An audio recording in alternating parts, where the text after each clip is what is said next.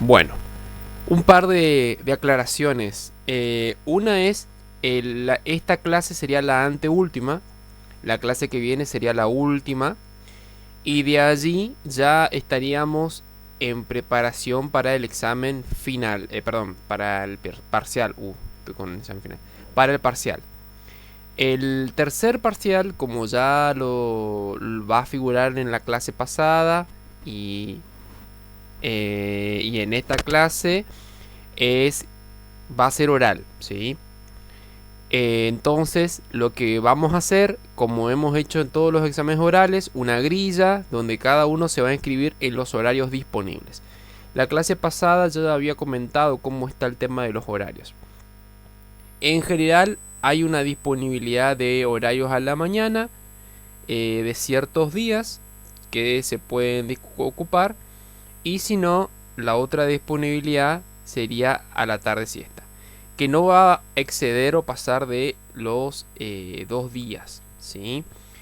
Entonces, por eso es que necesitamos un poco de, digamos, van a tener que coordinar o decirse. Si van a rendir a la mañana, no está mal porque creo que en el horario del turno de la mañana es donde menos inscritos va a haber por las diferentes obligaciones. Si ustedes le dan la posibilidad, mejor, entonces no tienen que estar tal vez complicándose con el tema del horario de la tarde, ¿sí?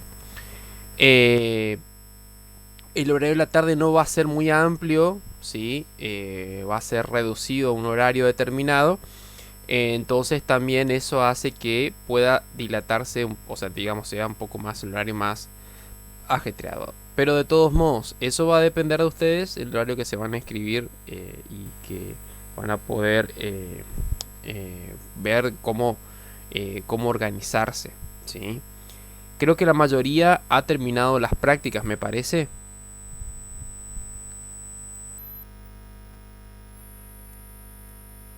Bien, y las compañeras que están haciendo cuarto, creo que ya terminaban la residencia ahora, si no me equivoco. Ah, a ver. Bueno. Ah, bien, bien, bien. Bueno, sí, porque una de ellos se comunicó conmigo, me preguntó cómo que iba a entrar en el examen. Bueno, está. Bueno, entonces, esa va a ser la modalidad.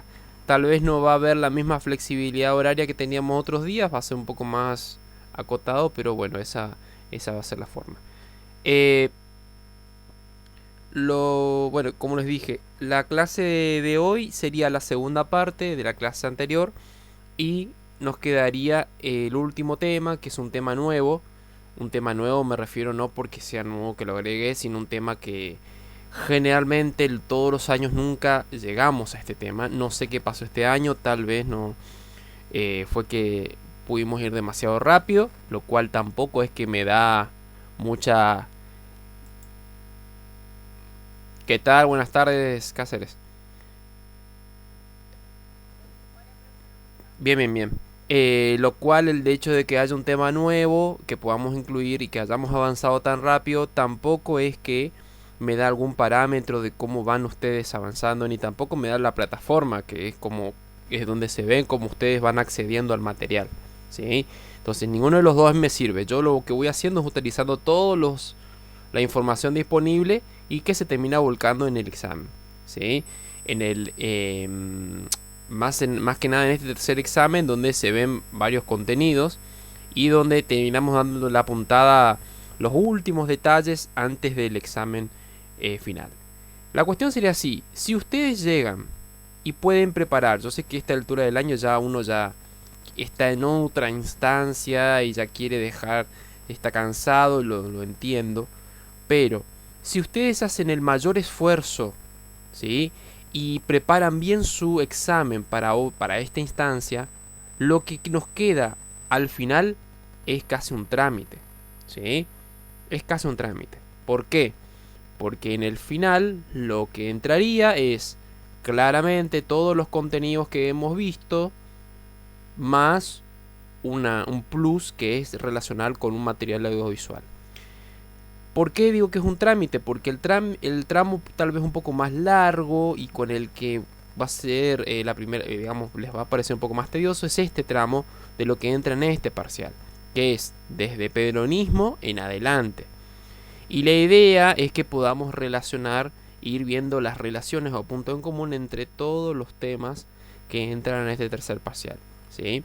Entonces, si ustedes ya hacen el trabajo y ya van viendo y van intentando ponerse al día dentro de sus posibilidades, lo que queda de acá al final no es, no implica un mayor esfuerzo. Ahora, claro, si ustedes vienen en otra situación en la cual ya vienen en una cierta, digamos, se encuentran en que están en una cierta desventaja con las clases, lo que puede pasar, que tienen que repasarlas, que tienen que ver cómo hacer las relaciones que les cuesta, bueno, claramente no va a ser fácil, pero yo les doy esta sugerencia para que no sea tan complicado al final. En realidad el final es casi una extensión de los parciales, le damos otro giro, porque la idea de este espacio, como digo, como he venido diciendo en estos años, es que ustedes puedan aplicar y entender la política educativa en diferentes maneras, ¿sí? Bueno, entonces, lo que vamos a ver hoy tiene que ver con la segunda parte de la clase relacionada con lo que es relacionado con el periodo militar, ¿sí? Lo que nos quedaría después de esta clase tiene que ver prácticamente con el periodo que viene de la reforma de la década del 90, ¿sí? Un periodo no muy grato para muchos docentes que lo han vivenciado laboralmente, donde se configuró gran parte del sistema educativo que tenemos actualmente y muchas de las problemáticas que tenemos. No es que sea la causa de nuestras problemáticas, pero sí hay una gran problemas educativos que ya se han gestado hoy. A ver, no sé por qué. Ahí está, bien. Bueno.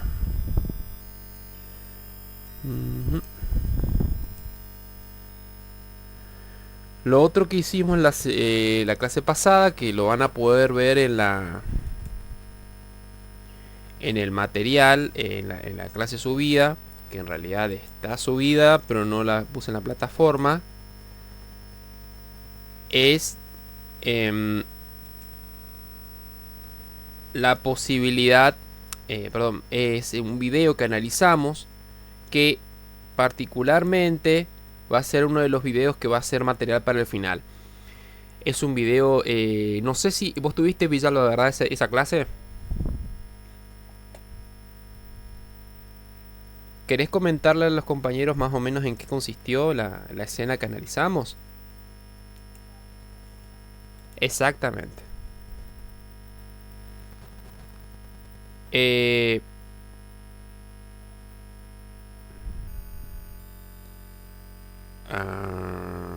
Ahí me mataste.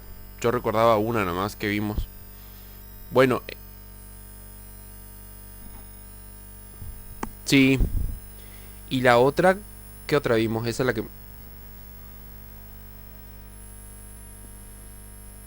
Vos sabés que la de la escuela técnica no me estoy acordando. Pero bueno, sería la de la mirada en mis...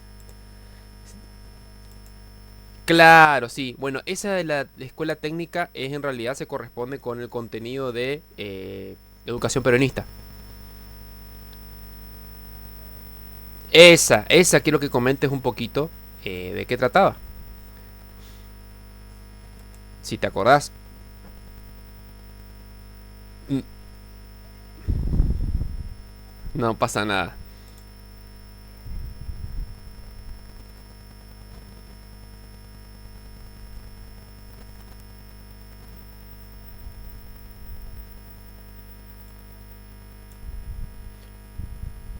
Bien.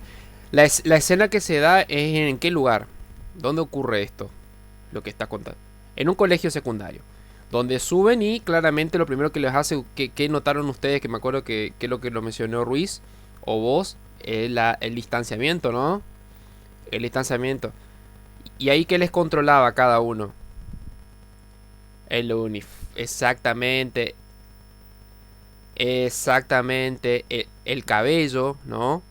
Lo largo del cabello. También el tema de los silencios. El pararse cuando entra el docente, ¿sí? ¿Qué otra cosa más te acordás? Ah, exactamente. Un colegio muy respetable, ¿no? De mucha tradición. Muy bien. Bien, como comenta la compañera y más o menos yo voy agregando, es una escena, va, superposición de escenas donde se va viendo estas características de el contexto de educación casi finalizando el periodo dictatorial, ¿sí? Antes de volver a la democracia. Y lo que se ve es este tipo de control que hay sobre los cuerpos, cómo tienen que aparecer los cuerpos, ¿no? Bien. Nosotros tuvimos, esto voy a pasarlo bastante rápido, pero lo quiero comentar. Nosotros estuvimos viendo el contexto de lo que ocurría hasta la llegada del periodo de los gobiernos militares.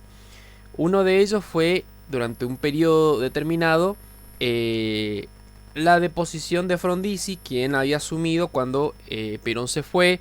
Nosotros habíamos analizado que eran las Fuerzas Armadas las que lo presionaban para que tomase ciertas decisiones más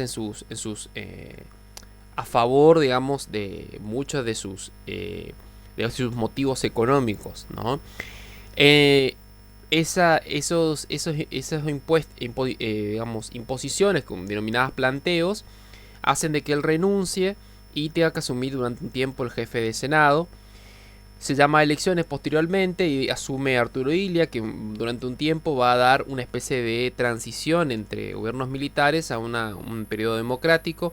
Él es muy reconocido por aprobar la ley de medicamentos, donde se le garantizaba a todas las personas del país, tengan una obra social, desde el Estado, el acceso a los medicamentos o la salud necesaria. Y lo que habíamos hablado es cómo tanto en el periodo de Frondizi y Arturo Illia aparece la presión del peronismo y los militares, ¿no? Esta era una caricatura que analizábamos de la época, donde por un lado aparece uno de los boxeadores de una forma de gorila, ¿no? Y por el otro, donde ustedes pueden ver, aparece otro boxeador que tiene la cara de una fruta, de una pera. Y en el medio sería Frondizi, el presidente, tratando de separarlos. Esta era más o menos la dinámica que se va a dar durante mucho tiempo. ¿Por qué? Porque los peronistas estaban prohibidos, no podían participar como partido político y Perón estaba exiliado. Y por otro lado existía un gran odio y enemistad hacia todo lo que representaba el peronismo, todos los sectores que estaban representados por el peronismo, no nos olvidemos, que van a ser denominados por los mismos peronistas como gorilas. Gorilas se refiere a personas que son muy tradicionales, de derecha, que tienen una visión bastante cerrada y cuadrada de la vida política. Esa palabra creo que todavía se sigue usando, aunque no es muy común, ¿no? Lo que va a ocurrir con Arturo Illia es algo similar. Arturo Illia se encuentra también tensionado por los sectores militares y también por los peronistas, quienes lo ven como alguien lento, que toma decisiones bastante muy mesuradas. Prácticamente era parte de su carácter, porque él era del interior, no era de esas personas aceleradas. Y lo que termina haciendo es, los mismos peronistas generan una imagen pública bastante deteriorada, donde lanzan tortugas en la calle y la gente se burla de él. Es un golpe militar el que lo termina derrocando, ¿no? Esto da que durante un tiempo este conflicto entre peronistas y militares genera un momento de inestabilidad social, donde se dan ataques, atentados en lugares, en domicilios personales. Y llega Onganía, quien va a ser uno de los militares que va a derrocar a Illia, y durante un tiempo él va a iniciar un periodo de gobierno que se llama la Revolución Argentina. Esta Revolución Argentina busca lo que se llama el corporativismo, que es decir, que las personas que tienen ciertas cualidades van a permanecer en un lugar de la sociedad y personas que tienen otras cualidades van a permanecer en otro lugar de la sociedad. ¿Cómo sería? Las que trabajan van a quedarse en el lugar del trabajo, no van a querer ostentar ascender a un lugar político importante, sino van a ser trabajadores. Y los que tienen la capacidad de gobernar van a seguir ocupando este lugar.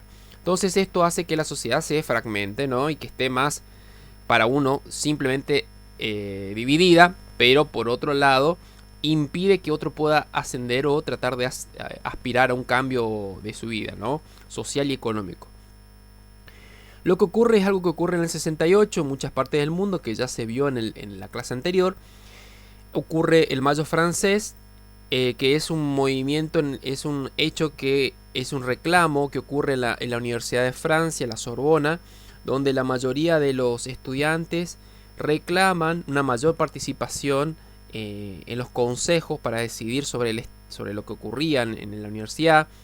Y es un llamado de atención a los gobiernos, que en la mayoría estaban gobernados por personas ya bastante avejentadas, personas que ya habían pasado un periodo, habían sido personas que participaron en la Primera Guerra y la Segunda Guerra Mundial. Entonces los jóvenes proponen cambiar y renovar estas aspiraciones. En nuestro país ocurre lo que es el Cordobazo en la misma época, donde aparecen los estudiantes, esto es una foto, ¿no? Y trabajadores que sin, esto lo dan muchos testimonios, sin un acuerdo realmente previo entre estudiantes y trabajadores, que son totalmente separados, se van uniendo para poder avanzar y protestar. Pero claramente los estudiantes tenían sus motivos. Años antes había ocurrido lo que fue la Noche de los Bastones Largos, donde Onganía mandó a reprimir todas las universidades para evitar que ahí se infiltrara un enemigo que habíamos analizado, que es el enemigo marxista, así lo llaman ellos, ¿no? Toda universidad o todo lugar de estudios para los gobiernos militares son lugar de peligro y de miedo, donde pueden aparecer ideas o amenazas. Y claramente dura poco tiempo Onganía, porque ve que la gente no lo apoya, y eso es lo que tienen muchos los sectores militares. Si bien tienen el poder de las armas, durante mucho tiempo va a depender de el apoyo de la sociedad. Si la sociedad no los apoya, no tienen legitimidad para seguir funcionando. Entonces a los gobiernos militares, esto es muy interesante para que ustedes lo tengan en cuenta, le necesitan que haya una situación de crisis o inestabilidad para que sea necesario su presencia. Si no hay una crisis o inestabilidad, no es necesario que los gobiernos militares estén gobernando. Esto lleva a que aparezca por primera vez un partido peronista, que va a ser Héctor Cámpora, y retorna por primera vez el justicialismo al poder. Lo que también va a llevar el retorno durante un tiempo. Cámpora gobierna un año y no llega a terminar de gobernar, y Perón ve la posibilidad de llegar a la Argentina por medio de Cámpora. Entonces se usa la frase Cámpora al gobierno y Perón al poder, para que él vuelva a su exilio. Y esta sería, con este retorno se da inicio al tercer periodo de gobierno peronista. ¿Qué sucede con la llegada de Perón? Ocurre una serie de conflictos, que es lo que se venía dando desde el peronismo mismo. Hay diferentes visiones del peronismo, por eso cuando hablamos de peronismo es bastante interesante cómo aparecen, por un lado, la visión del peronista de la primera época, que vio los primeros logros laborales de Perón, que luchó por él y que reclamó por él en esa famosa fuente donde todos estaban pidiendo que él sea liberado. Los otros peronistas o las peronistas que lograron votar a partir de la ley de voto femenino. Y por último, los jóvenes, los más jóvenes, que recién empezaron a iniciar su vida política cuando Perón estaba en el exilio, así que nunca lo escucharon, pero sí sabían de los más grandes cómo era Perón, y lo asociaban a alguien revolucionario, como el Che Guevara, ¿sí? La imagen que se tenía del Che Guevara es una persona joven y comprometida y de ideales bastante amplios. Cuando uno ve los discursos de Perón y el Che Guevara, claramente disienten totalmente. Perón era tal vez una persona más conservadora en relación a lo que plantea Ernesto Guevara. El tema es que cuando se plantea esta llegada de Perón a Ezeiza, el aeropuerto de Ezeiza, ya empiezan discusiones entre los que se consideran los verdaderos peronistas, los tradicionales, y los peronistas más jóvenes, que lo veían de una manera distinta. Hay conflictos y son estos peronistas los más tradicionales los que armados espantan a la muchedumbre, que para ellos estaba de más. Este conflicto va a durar, porque como les decía a ustedes, tiene que haber un conflicto para que aparezcan los sectores militares. Y es el mismo Perón el que nota esta división de los sectores del partido entre los jóvenes y los no tan jóvenes, que ellos mismos se separan de él en el medio de un conflicto en la plaza donde él da un discurso, y desde allí ya está declarada la guerra entre los diferentes sectores peronistas. Fallece Perón, y lo que termina ocurriendo es que durante un largo periodo en el que asume su mujer, digamos, Estela Martínez de Perón, Estelita, denominada generalmente de manera bastante amigable, van a ocurrir una cierta cantidad de atentados entre peronistas de diferentes tendencias. Yo comentaba, una de las referencias que me habían contado, que casi de primera mano, es que era muy común que en las universidades o en los lugares académicos uno entrara a estudiar, como cotidianamente lo hacía, y de repente entraran alguna persona vestida de civil y lo sacara a alguien de la clase sin ningún tipo de porqué, y desde ahí ya no se los veía más. O particularmente esto que me contó fue una estudiante en la Universidad de Medicina de Corrientes, ¿no? Cuando uno bajaba había un pasillo bastante oscuro y se escuchaban, cuando uno era pasado, el ruido de ruidos de atrás de personas que gritaban de repente, que pedían auxilio, ¿no? Bueno, ese tipo de cuestiones era muy común. O gente que de repente estaba reunida y aparecía un auto y disparaba y los acribillaba.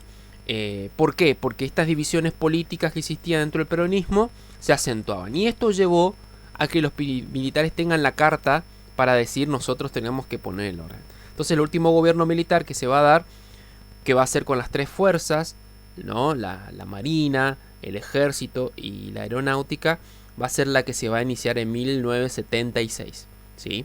Y desde ahí nosotros vamos a tener este contexto cultural. Bien, hablábamos del relato y la realidad porque el señor Pablo Peñao, que se dedica a lo que es la educación en este periodo, él habla de que el modelo educativo de 1420 tenía ciertas características que, digamos, fue utilizado por los mismos militares para fundamentar o legitimar su accionar. Los militares van a ver que la escuela, como se creó desde Sarmiento, es un espacio de contaminación donde aparece el enemigo, que es el subversivo, ¿no? Donde aparece un virus, que es el de la subversión. La subversión es todo tipo de pensamiento que es contrario, que es rebelde y que busca cambiar el orden, desestabilizar todo el orden que hay sobre un sistema. Por otro lado, la cura para ellos tiene que ver con los valores morales cristianos. Con esto quiero recalcar, no me refiero a el cristianismo en sí, sino ellos más apuntan al cristianismo católico, porque consideraban de que no existía contemplación, no existía una sociedad que no estuviera a través de los valores cristianos católicos como un medio, un parámetro de cómo debía ser la sociedad correcta, ¿no? Entonces, cuando apuntamos a los valores cristianos católicos, hablamos de una sociedad en la cual las personas no realizaran, digamos, principalmente fueran honestas, no utilizaran, no mintieran. En ningún momento les importó la parte de lo que tiene que ver con el asesinato y la muerte. Para ellos era un medio para lograr un fin, pero la moral cristiana implicaba que una persona tenía que tratar de estar en un vínculo religioso, ¿sí?, con Dios y con lo que tiene y con lo que implica ser un buen cristiano, pero alejando cualquier influencia que amenazara esa religión, como por ejemplo alejar y tratar de expulsar cualquier pensamiento relacionado con la idea de la subversión, con las ideas marxistas, con las ideas de izquierda, que eran lo que atentaba contra la religión.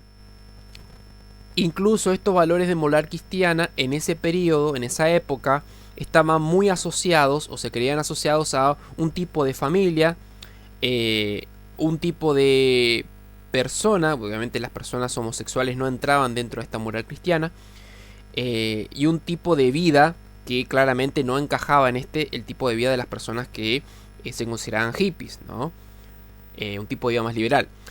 Este modelo educativo de 1420 habíamos dicho que el Estado es el que es garante de la educación y que busca homogeneizar, ¿no? Que el ser nacional sea el mismo. Es por eso que la frase "en el país impera un vacío de poder y anomia social" es el discurso que van a usar los militares para justificar su accionar. Donde hay un vacío de poder y donde hay un problema social, es la razón o el motivo por el cual el país se encuentra como está, ¿no? Entonces por eso tienen que asumir los militares el poder. Pero también nosotros hablamos de un relato ficcional, que quiere decir que el sector militar va a construir, y los que lo apoyaban, los civiles, van a construir un relato, una explicación de lo que ocurrió. Y esto ustedes pueden comprobarlo preguntándole a personas cercanas que hayan vivenciado el último gobierno militar, y les van a dar una explicación simple, tal vez, no voy a generalizar, de lo que ocurrió. Pero esto pasa con todos, no tiene que ver con que una persona sea buena o mala o que estuviera involucrada, sino porque era la manera más simple. Cuando ustedes le dan una explicación cuando ustedes preguntan un problema, sobre un hecho, sobre un proceso, y les dan una explicación simple, desconfíen, porque nunca es simple, siempre hay un problema más de trasfondo. Entonces, una de las explicaciones simples que van a tener el por qué se encontraba en esta situación, por qué los militares se encontraban gobernando, es porque están los héroes, ¿no?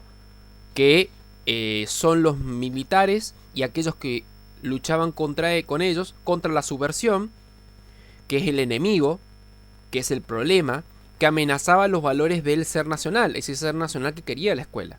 Entonces, ese ser nacional no podía prosperar con esta subversión, entonces había que tratar de extirparlo como un cáncer.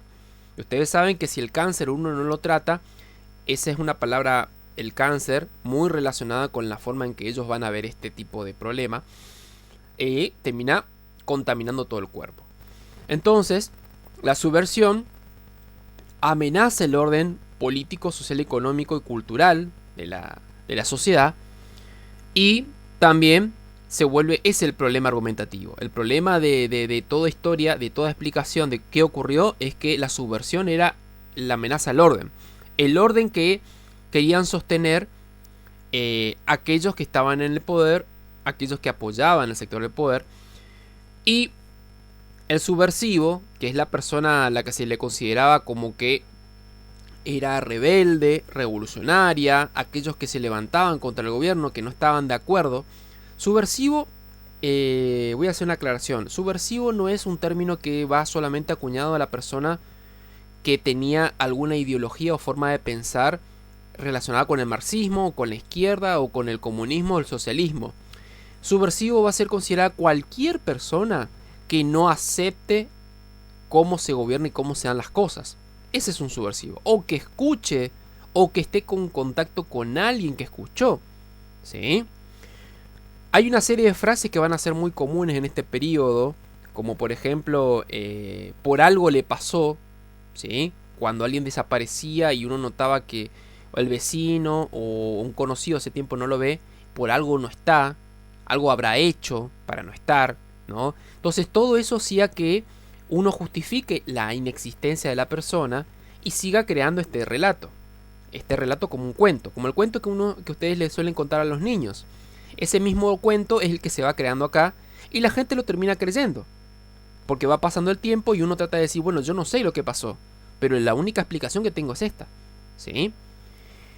Entonces esta rebelión o esta subversión estaba a cargo de ¿quiénes? De organizaciones armadas, porque los mismos jóvenes se van armando en partidos políticos para luchar contra los militares, o porque la persona estaba en un partido político, peronista, peor todavía, ¿no?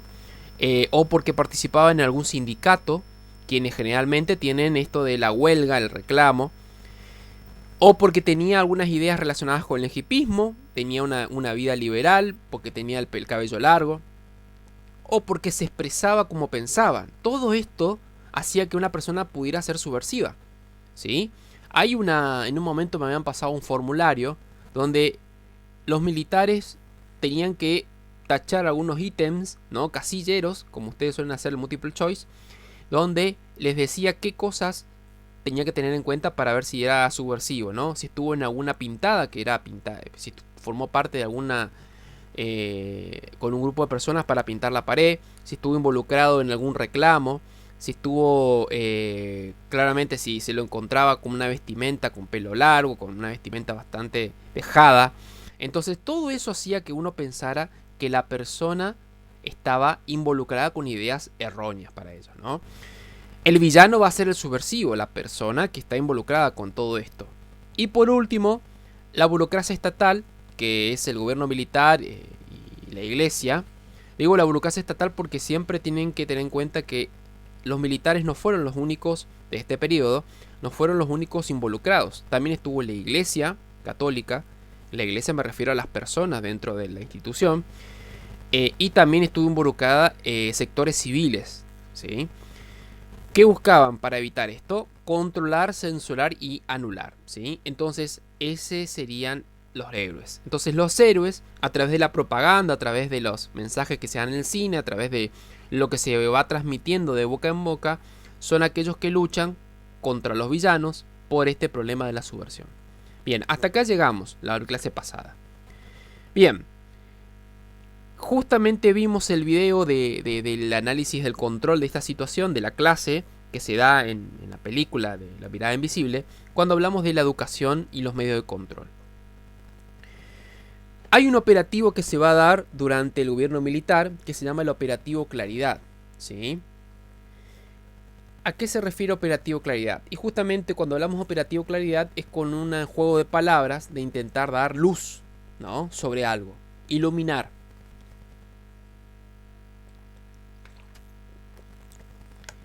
¿Cuál era el objetivo de este operativo? Es identificar los lugares donde habían subversivos, los lugares donde se encontraban. Ese es el objetivo constante. Cuando se realizaban acciones a la medianoche, porque esto no ocurría en el mediodía, ¿sí? Esto ocurría a la noche y en lugares determinados donde ya alguien, algún vecino, algún conocido, por miedo a que lo involucrasen, decía: yo sospecho que fulano o este señor o esta señora está involucrado. Y ante la mínima sospecha, ya lo vamos a ver, una persona era culpable. No existía la posibilidad de que se quitara esa etiqueta. Entonces, se lo buscaba encontrar en qué lugares se reunían, se encontraban, ¿no? Y en este lugar en el que se encontraban, lo que buscan encontrar es qué elementos tenían para propagar este pensamiento, este cáncer. Recuerden esa palabra, el cáncer como una enfermedad. Es una enfermedad para ellos porque se va propagando, y si no logran extirpar el miembro contaminado, el miembro del cuerpo de la sociedad contaminado, se va a seguir extendiendo por el resto del cuerpo, ¿no? Desde ya pido disculpas si por ahí alguno se siente sensibilizado por el término cáncer, pero es una terminología que usan mucho, ¿sí? Puedo usar otros, si por ahí a ustedes les incomoda, no tengo ningún problema. Esta enfermedad que la notan ellos está muy relacionada con las influencias de pensamientos ideológicas que llegan a través de libros, que llegan a través de canciones que están prohibidas. Es más, se crea una lista negra obviamente de censura, de artistas que no podían cantar en el país, canciones que estaban prohibidas, de libros que no se podían ver, de películas que tampoco se podían ver. Hay canciones que se han prohibido solamente por un nombre. Por ejemplo, hay una canción de... ¡Wow! ¿Cómo falla la memoria a esta altura? Es una canción internacional que se llama Sexy, no sé si ustedes la conocen, que fue prohibida porque se llama solamente sexy, no porque tenga algún contenido puntual que hablara sobre el marxismo, sobre la sociedad, sino porque se llamaba sexy. Recuerden esta idea de cómo eran considerados los valores ideales, los valores cristianos. Entonces en los valores cristianos de ese momento consideraban de que no tenía que haber nada relacionado con lo sexual se lo dejaba para dentro del ámbito doméstico, nadie debía manifestar todo lo relacionado a la sexualidad, y si alguien lo hacía, era una persona que estaba muy involucrada con las actividades del hipismo, donde era más liberal, donde se reclamaba, donde se buscaba lo contrario, y por ende era un subversivo, ¿no? Artistas como Mercedes Sosa, como Horacio Guaraní son los que tienen que emigrar, son censurados. Bueno, Charly García durante mucho tiempo es censurado porque sus canciones, las que crea con Sui Generis, son bastante chocantes. Hay una canción que él hace, que eso lo comentaba en la última clase, que era Juan Represión, ¿sí? Ustedes busquen la canción Juan Represión. La canción Juan Represión habla y se da el gusto de decir Juan Represión, porque es como una... realmente es como un mensaje a los mismos militares diciéndoles, no sé el nombre, pero sé que sos el represor, ¿no? Habla de este cuento de villanos y héroes que estamos hablando, que se va armando, ¿no?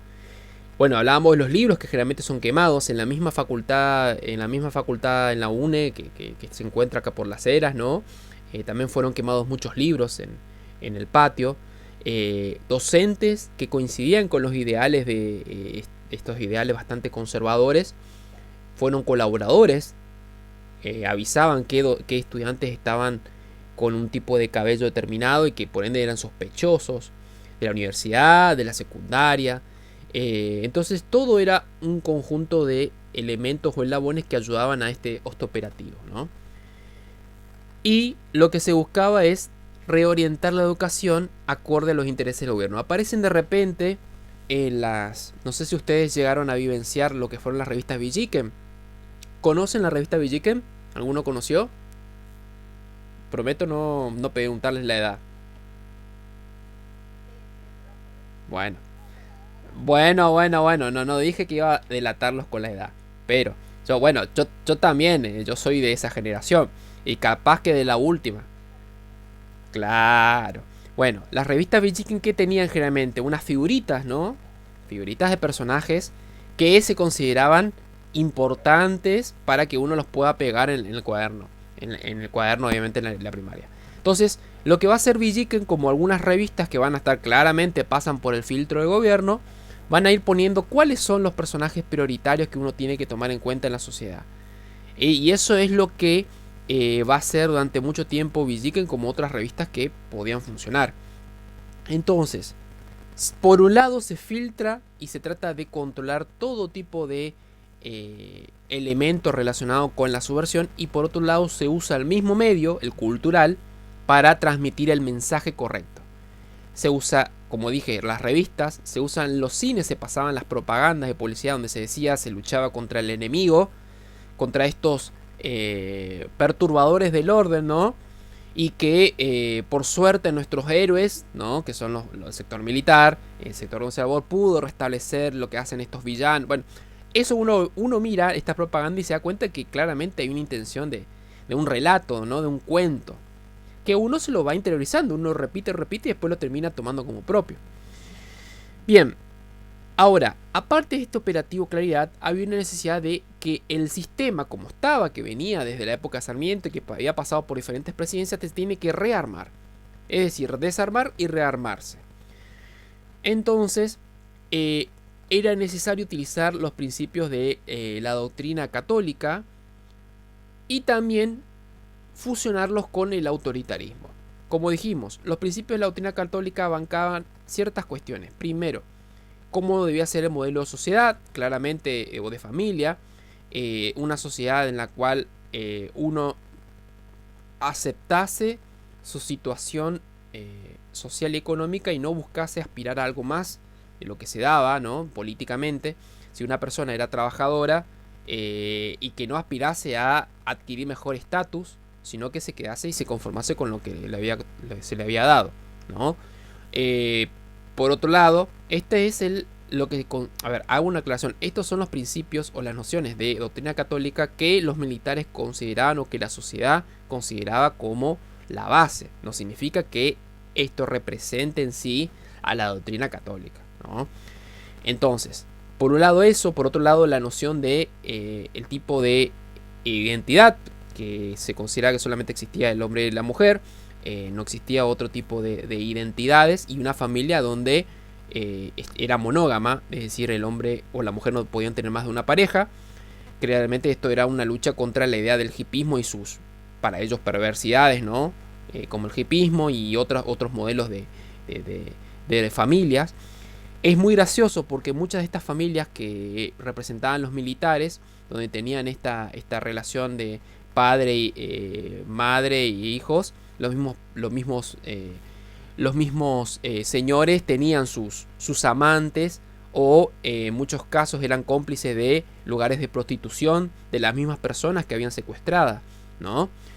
Entonces es como que era a la luz visible eran los representantes de esta doctrina católica, pero en la práctica eran todo lo contrario. Como también hablamos de la cuestión humana, esto no se llevaba en la práctica, donde eran lastimados y torturados las personas con el fin de obtener información. Y el autoritarismo, que es donde la autoridad de una persona no es negociada, sino que es impuesta por sobre todo. Y este autoritarismo claramente se va a dar no solamente desde el gobierno, sino que se va a ir aplicando en diferentes lugares de la sociedad, como por ejemplo en la escuela, ¿no? Hay que tener en cuenta de que en la escuela, para poder evitar de que se propague esta enfermedad, como se lo consideraba la subversión, tenía que haber un control de las ideologías, de cómo pensaban los chicos y de los cuerpos.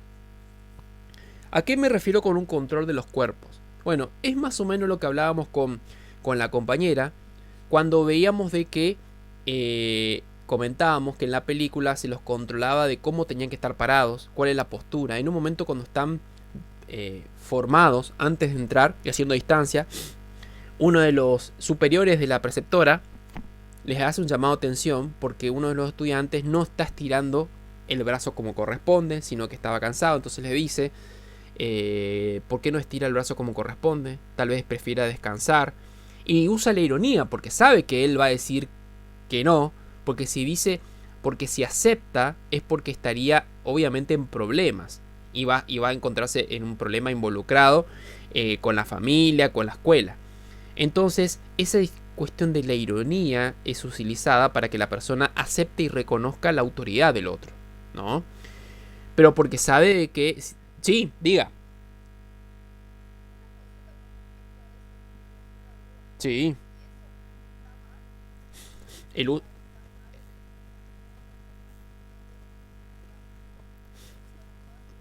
claro. No, no. El formarse o el distanciamiento no está mal. O de todos modos, o a ver, de hecho yo no puedo, no, si es una pregunta sobre mi opinión, yo no considero que esté mal ni ningún tipo de respeto a los símbolos patrios.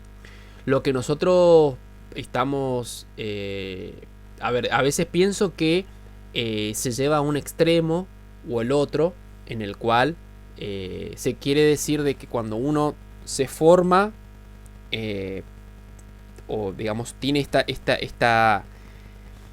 idea de establecer esta formación y desfile, se está hablando de que se está volviendo la época militar, y la otra opción en la cual consideran de que al no hacerlo, digamos que es necesario constantemente volver al mismo sistema que se tenía en la época de los militares, donde obviamente uno tenía un uniforme, tenía todas estas cuestiones.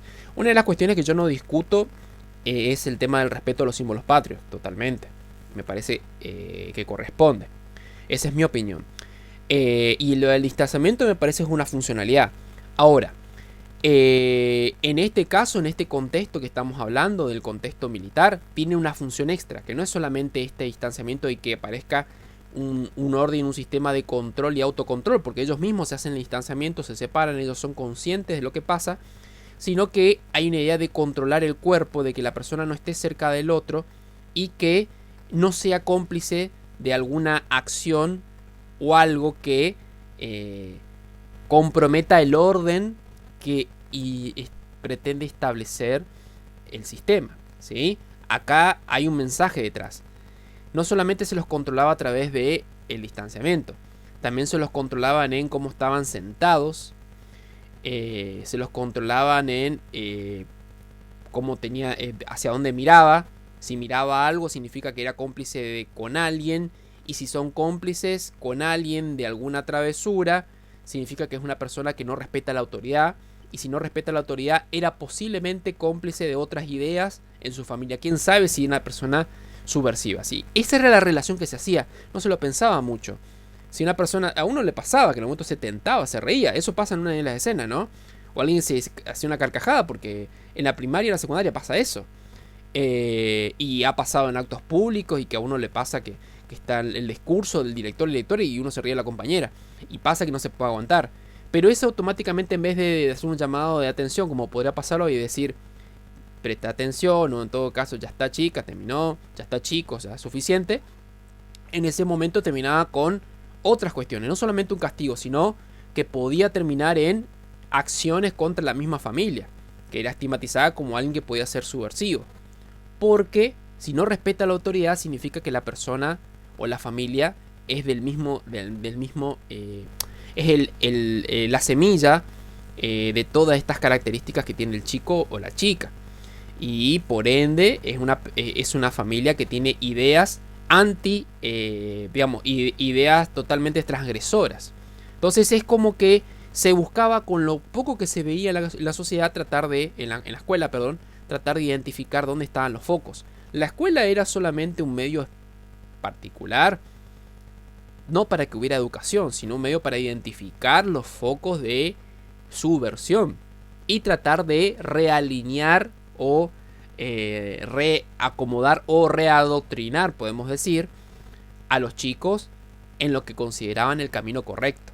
No sé si más o menos se entiende de mi punto, Villalba. Digamos, no es que yo coincido con esto de el respeto a los símbolos patrios, pero en este contexto en el que estamos viendo, no era solamente la cuestión del respeto a los símbolos patrios, había otra cuestión detrás que iba por otro lado. No sé si se entiende. Bien, sí. Bien, entonces, este control de los cuerpos, como dijimos, tiene que ver con la vestimenta, con cómo lleva el cabello. Ni si se le ocurre llevar barba, porque eso ya implicaba otras cuestiones. Va a generar una brecha en la cultura escolar y extraescolar. Es decir, la persona que hace algo en la escuela, o cómo se muestra en la escuela, significa que también lo hace fuera, ¿no? Y la escuela es una muestra de lo que ocurre en la sociedad, de cómo es nuestra sociedad.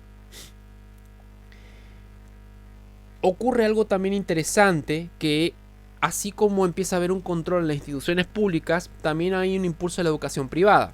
Ustedes recordarán que fue con Juan Domingo Perón que la educación privada tuvo un impulso, un avance.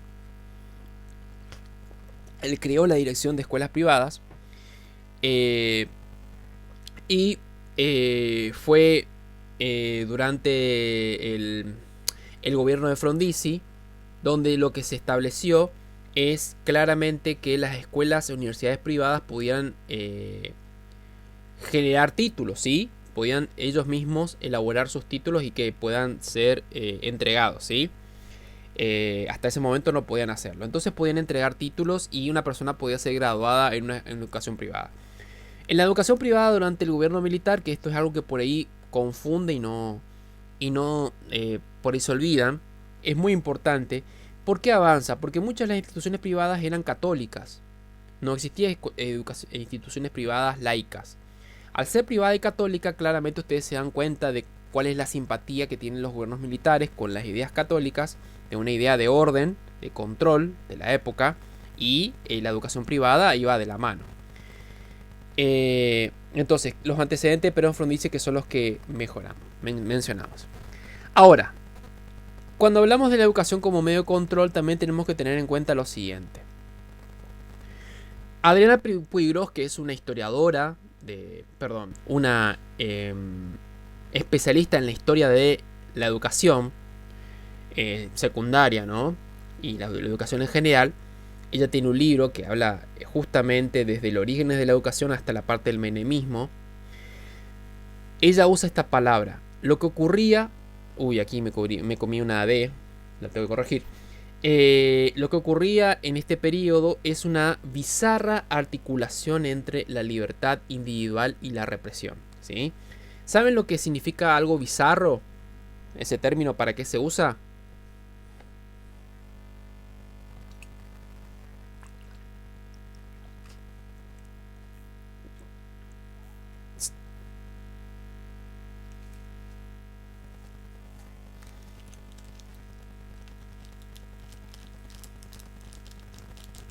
Exacto, es como algo que no tiene exactamente, es como algo que no tiene un sentido y que es, sí, que es raro, ¿no? Bueno, es lo que ella considera como bizarro, que durante el periodo militar visiblemente nunca dice que van a ser quitadas las libertades. Las libertades individuales existían, pero les decía, nosotros vamos a custodiar sus libertades individuales para que ustedes no las usen mal. Si ustedes las usan mal, necesitamos cortar estas libertades individuales y cuidarlas más todavía. Entonces, traduciendo, les estaba diciendo que sean cuidadosos con quienes se juntan, qué hacen, con quienes hacen, porque eso puede conllevar a otras acciones. Y claramente una de las acciones era la represión. Entonces uno se encontraba con que salía, esta es la situación típica que uno puede ver en las mismas películas que estaban muy bien representado. Uno tenía su vida cotidiana y salía y caminaba y sentía que era un día cualquiera donde todas las personas pretendían hacer como que no pasaba nada. Nadie, no existía un gobierno militar. Todos querían continuar su vida, tal vez un instinto de supervivencia que tenemos como seres humanos. Pero también sabía que tenía que estar alerta. Es decir, no tenía una libertad. Tenía que estar alerta porque cualquier acción, cualquier cosa, cualquier mirada hacia algo que podía considerarse raro, sospechoso, o con cualquier persona considerada sospechosa, podía ser detectada por alguien. Entonces las miradas se cruzaban constantemente. Uno no sabía si en la esquina la persona que estaba allí era un militar disfrazado de civil, que era lo más común, o una persona que colaboraba con los militares, y que de ahí hacía informes y detectaba y sabía después dónde vivía, y eso avisaba. No había una posibilidad de que uno pueda defenderse, ¿no? Entonces constantemente uno tenía que tratar como, ¿y qué es lo mejor? No hacer nada, que es lo que terminan haciendo muchas las personas. No hacer nada se refiere a no hacer nada con nadie, ni tampoco ayudar a quien necesitaba algo, ¿no? Uno se termina volviendo más inhumano. No tiene sensibilidad, porque si uno pretendía hacer esa sensibilidad podía ser entendido desde otra manera. Entonces, ¿cómo era la estrategia de represión? Que es algo muy interesante durante este periodo. La estrategia de represión es basada en rigor, orden y disciplina. La persona, para que pueda ser controlada y claramente reprimida, tenía que tener un cierto rigor, ¿sí? Una manera de hacer las cosas, un orden y una disciplina. Si desde este rigor y orden y disciplina no se cumplía, claramente era alguien que debía ser anulado, debía ser extirpado como un problema, ¿no? Cuando hablamos de este rigor y orden y disciplina nos referimos a que como único medio de poder aprender o entender ciertas cuestiones. Claramente la disciplina y el orden son necesarios en muchas cosas de nuestra vida, pero en este caso tenían una segunda parte que era que alguien nos controlaba constantemente qué hacíamos y qué no hacíamos. No es un autocontrol, una disciplina, sino que alguien nos controla y nos dice qué es correcto o qué es considerado como orden y qué no es considerado como orden, qué es considerado como disciplina y qué no es considerado como disciplina. Claramente lo que era considerado como orden y disciplina y rigor era realizar ciertas cosas que tenía que hacer alguien normal, entre comillas, para ellos, ¿sí? No juntarse con personas sospechosas, ir a la iglesia, claramente, porque era necesario para la sociedad, era, digamos, una obligación, era algo necesario. Si una persona no iba a la iglesia ya era considerado alguien sospechoso, porque claramente no tenía ideas o tendencias religiosas y era, por ende, podía estar en otras cuestiones. No ser alguien que exprese sus ideas al viento, guardarse las ideas, no manifestar las opiniones. Esto implicaba ese orden y disciplina, mantener esa estructura y llevarla adelante siempre. Este rigor y orden y disciplina es el que se aplica en el ejército, ¿sí? Entonces, lo que hacen los militares es llevar este rigor y disciplina a toda la sociedad. Claramente que entre ellos sí podían hacerlo, pero la idea es que la sociedad no los viera así, sino que vieran de que toda la sociedad debía acatar esto para evitar de que digamos, tuvieran consecuencias. Este control, como dijimos, que es físico e ideológico, porque se controla cómo uno piensa y quienes piensan distinto, se basa en la sospecha, ¿no? Y esta sospecha es también pedagógica porque se enseña en la escuela o se trabaja con eso desde los diferentes lugares. En la escena de la película que vimos, los preceptores mismos tienen el rol pedagógico de siempre sospechar de alguien antes de tomar alguna conclusión, y en esa sospecha la plantean a su superior, ¿sí? La preceptora se lo plantea al jefe de preceptores, o el jefe de preceptores le dice a la preceptora para que actúe, ¿sí? Y esta frase de Pineau lo resume bastante bien. Como en cualquier escuela y cualquier institución todo era sospechoso, él lo resume con esta frase: cualquier cuestión o hecho social que ocurría en la escuela podía ser político. Es decir, podía estar relacionado con derechos, con reclamos, con algo que consideraban que es injusto y que había que cambiar en el sistema. Entonces, cualquier hecho social que ocurría, tal vez alguna acción o movimiento raro o espontáneo de algún estudiante, o que pudiese manifestarse y hablar o ser una persona que constantemente hablaba, daba sus opiniones, alguien que decía las cosas que creía y que no creía, que le pudiera decir a la profesora si estaba de acuerdo o no, esa persona podía ser estar involucrada en algún hecho político, ¿sí? Es decir, podía ser una persona que estuviera involucrada en tratar de cambiar las cosas en el país, en tratar de que las cosas mejoren, en tratar de luchar por mayores derechos, ¿sí? O, por ejemplo, si ocurría en alguna situación donde existía alguna persona que se juntase con amigos, ¿sí?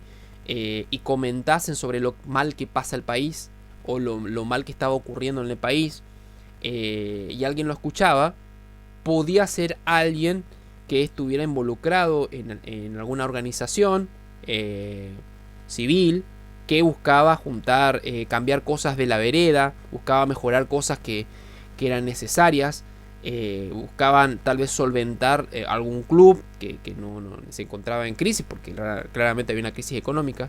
Entonces, todo ese tipo de organización era considerada política, porque era alguien que buscaba cambiar algo. Ahora, si era considerada política, seguro era subversivo, ¿sí? Fíjense cómo es la escala. Una persona puede hacer algo social, que es manifestarse, decir que algo le pasa, comentarle a alguien que le pasó esto, que encontró algo, que manifiesta o hace algo, y eso que hace puede ser considerado como político, es decir, puede ser considerado como alguien que reclama algo que está mal. Yo puedo manifestar en mi esquina, hablando con mi vecino, de que considero que hay cosas que cambiar, y puede ser de que mi vecino diga, bueno, él está seguramente involucrado en algún partido, él está involucrado en alguna actividad política. Ahora, si yo era considerado como alguien que está involucrado en una actividad política, seguro era subversivo. ¿Por qué? Porque la idea era que nadie esté involucrado en la política, que solamente los militares estuvieran encargados de establecer cómo tenía que funcionar el sistema, ¿sí? Entonces, el sistema de escala era bastante simple. Si había alguien sospechoso, podía ser alguien que estaba involucrado en la política, y si era así, era subversivo. Automáticamente era un enemigo del Estado, era alguien que está involucrado en cuestiones erróneas, ¿sí? En la enfermedad de propagando ideas que no correspondían.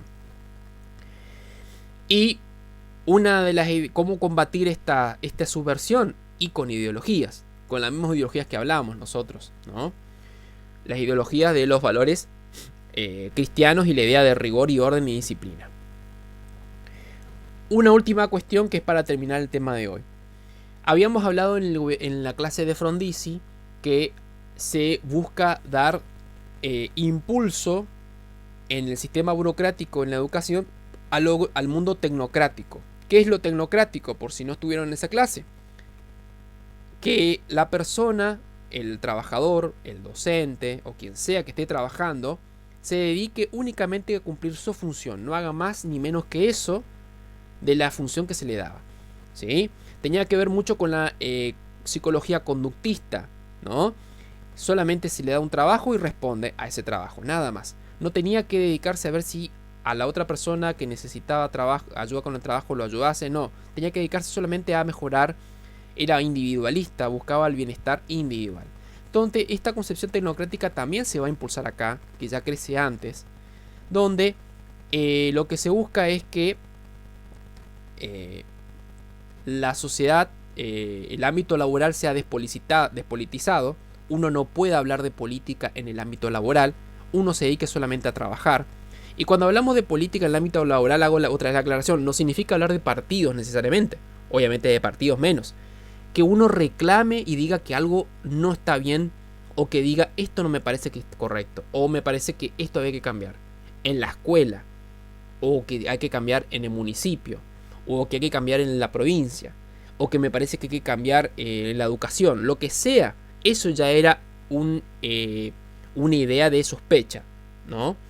Entonces, la idea de la concepción tecnocrática es que las personas que trabajen se dedican a hacer su labor de manera individual, como eslabones de una cadena, sin preguntarse qué hace el otro y dedicarse solamente a su trabajo, despolitizado, sin ningún tipo de ideología política. Y lo que se busca también desde esta concepción tecnocrática en la educación, que los contenidos, aparte de que no tienen ninguna politización, porque no hablan de ninguna realidad ni ningún problema que ocurre en la sociedad, no tienen un contenido determinado, sino que solamente se le enseñan cuestiones aisladas. No se busca que piensen, sino que puedan obedecer, ¿sí? Por eso se habla de vaciamiento de contenidos. No sé si más o menos se entendió hasta acá.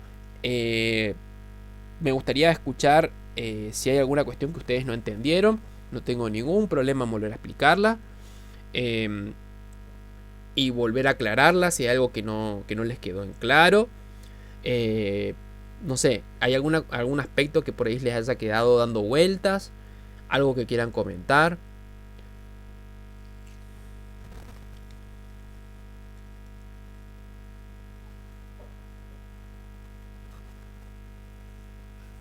Sí, dígame.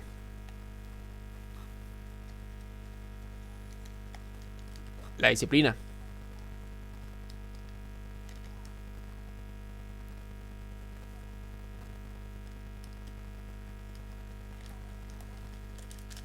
De hecho, eso fue lo que ocurrió.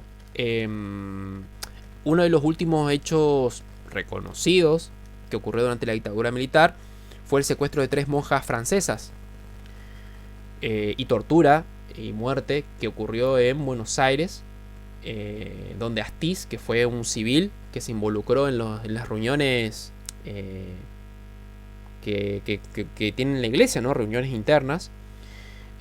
Fue el cómplice y escuchaba claramente ellas, no solamente al ser extranjeras, ellas te contaban con una cierta inmunidad, ¿no?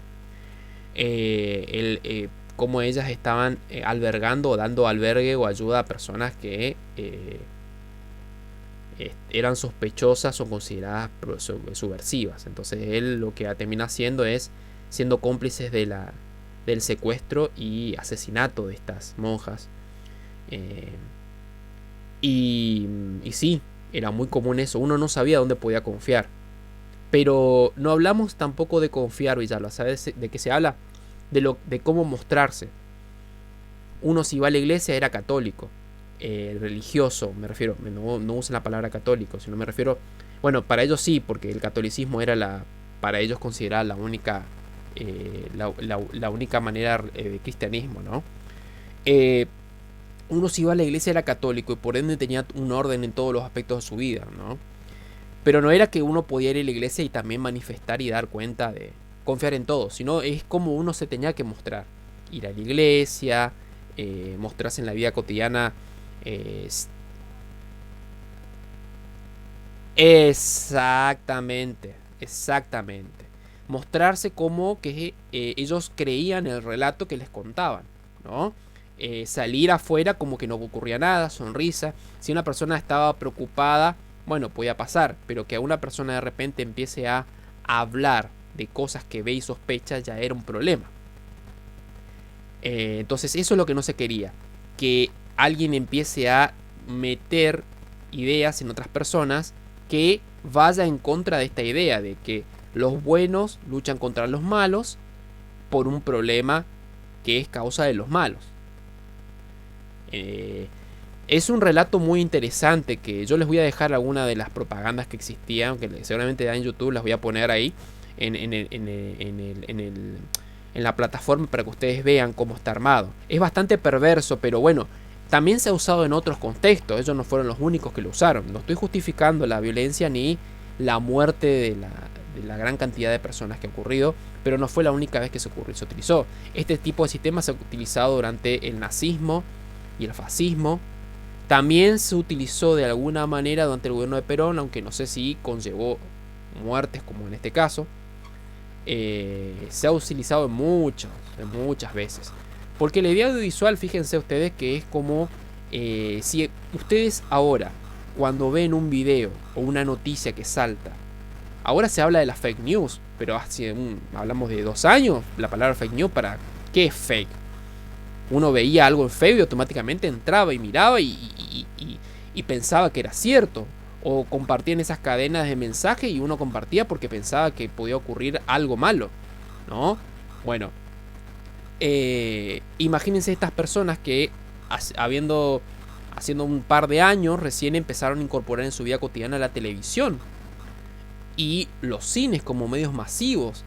Entonces, con más razón, uno cómo puede desconfiar algo que veía, que se mostraba que los buenos luchaban contra lo malo. Habría una representación en la cual se filmaba claramente cómo introducían los del ejército, entraban en un lugar determinado, aparecían personas muertas y que decía que ellos, los muertos, eran villanos, que eran los malos que luchaban contra los buenos que buscaban establecer el orden del caos, ¿no? Y uno lo veía y decía, ¿cómo puede ser errado esto que me está mostrando? ¿Cómo puedo yo desconfiar hoy en día de un noticiero que me está diciendo la realidad? Y bueno, hay un montón de cosas que pasan de por medio.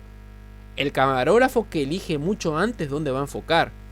El mismo periodista que está en el lugar de los hechos, que elige y piensa qué preguntas va a hacer a la persona para tratar de enfocar la noticia en eso. Eso no habla de que la noticia, toda la noticia sea esa, pero bueno, es lo que se nos transmite.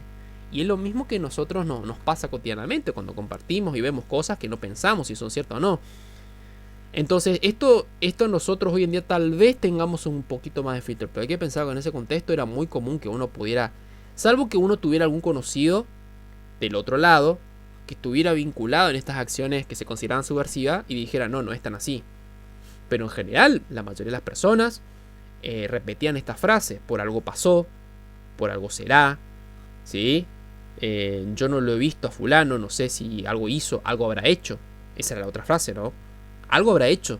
Si lo llevaron a la noche, o llegaron a la noche en el famoso Falcon Verde, porque era un medio de movilidad muy común, uno ya sabía si andaba el Falcon Verde que habían militares disfrazados de civiles colaborando con los militares.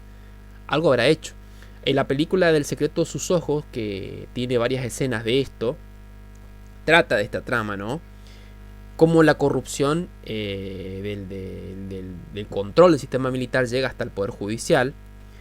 Y mostraba cómo se movilizan en el Falcon Verde. Uno no sabía dónde mirar, con quién hablar, qué decir, cómo que alguien podía mirar y sospechar, ¿no? Las personas que entran al lugar donde se encontraba este personaje que hace Guillermo Francella, son personas civiles que lo asesinan, pero son personas civiles, ¿sí? Y esto uno lo puede ver en la mayoría de las películas que se han hecho, que claramente se corresponden con los testimonios y las cosas que se han vivido. Todos los testimonios de las torturas que están en el Nunca Más dan cuenta de coinciden con esto, ¿no? Así que bueno. ¿Alguien más? ¿Alguna duda más? ¿Algo que no hayan entendido? Aprovechen ahora porque es la posibilidad. O lo anotan y cuando ven el video de nuevo y me lo preguntan la clase que viene, como ustedes quieran.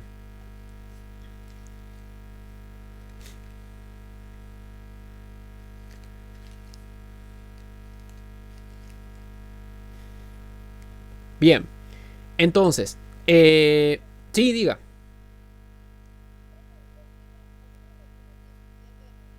Exactamente, oral, por video. Bueno, sí, sería por el medio virtual, sí.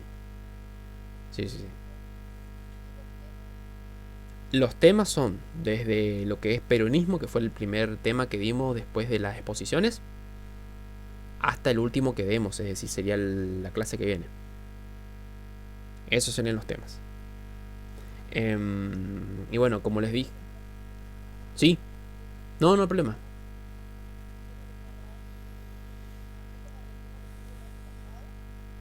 Claro, la idea sería que ustedes pueden preparar un tema o, lo ideal también, eh, trabajar todos los temas y relacionarlos entre sí, ¿no? Tener todos los temas. Con con esta clase, claramente yo les paso un material también extra para que ustedes puedan profundizar y ver algunas cuestiones más. Pero la idea es esa, de que ustedes puedan eh, tratar de relacionar todos los temas entre sí y ver qué cosas en común tienen. Porque las preguntas van más a las relaciones, ¿no? No van a cuestiones puntuales de fechas y hechos, ¿sí? Esta introducción que yo le hice de los presidentes es para que ustedes tengan un contexto. Yo no busco eso. Yo busco que ustedes entiendan cómo funcionaba la educación durante el periodo militar o durante el periodo mironista o durante el periodo de Frondizi, ¿no? Quiero que ustedes sepan esas características. No necesariamente ustedes tienen que saber los hechos, digamos, hechos históricos. Si ustedes quieren para orientarse, lo pueden tener en una ficha como para acordarse. Nada más. Sería individual, pero como van a haber horarios, los voy a juntar, tal vez en un horario juntar a 3 personas, entonces pueden llegar a aparecer 3 personas juntas rindiendo. Las preguntas van a ser individuales, es decir, cada uno va a ir respondiendo, pero en una misma sesión, es decir, ustedes se pueden poner de acuerdo con alguna compañera y decir, bueno, ¿en qué horario vamos a rendir? Y ahí van preparándose, pero sí, las preguntas son individuales. Claro. Eso sí pueden coordinar. Sí. Y bueno, todavía no establecí bien la fecha, pero tiene que ser esa semana del 17. Yo creo que con 2 días tal vez alcance. Voy a verlo. Eh, Empezaría a la mañana, los martes a la mañana, eh, desde las 9 de la mañana hasta las 11, ¿sí? O tal vez lo podemos hacer desde, yo creo que de las 9 de la mañana está bien, hasta las 11. Pongo ese horario porque generalmente casi nadie rinde a la mañana, la mayoría rinde a la tarde. Pero si alguien rinde a la mañana, genial. Y a la tarde sería ya pasada eh, cerca de las 15 horas hasta las 18, ¿sí? Eh, Ese sería el horario estimativo que vamos a tener. Eh, y que no descartaría que uno de los días sea la mañana, tenga la mañana y tarde y que el otro día solamente sea la tarde. Voy a ver cómo va quedando cuántos va quedando porque, a ver, vamos a hacer un poquito menos lo que vamos a rendir ahora porque son menos lo que han aprobado, han quedado después del primer y segundo parcial. Entonces, tal vez uno o dos, tal vez, creo que son uno o dos, o tres, los que no están rindiendo. Entonces ahí es como que se puede organizar de otra manera, ¿sí? Pero la idea es que se tomen los exámenes en 2 días, se pueda cerrar esto, ¿sí? Claro, sería así, el 16 y el 17. Sí, exactamente. Sería. Sí, sí, sí, sí, no te preocupes, sí, sí, sí, no te preocupes de que yo voy a avisar oficialmente. Bien, bien, bien, bien, bien. Sí, eh, de,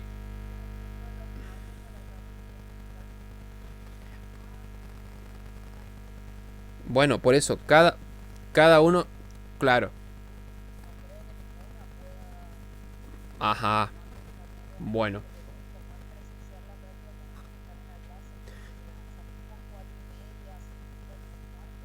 claro. No, no, no. A ver, por eso vamos a ir viendo. Tal vez algunos puedan rendir, salvo el caso de ustedes, puedan rendir a la mañana.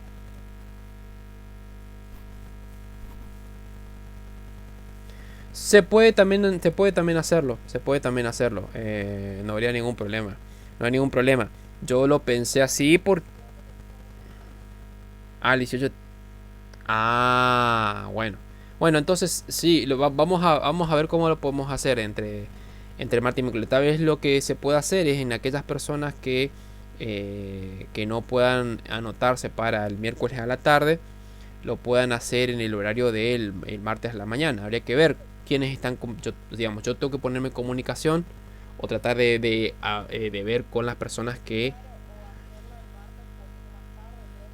Claro, claro, claro, puede ser.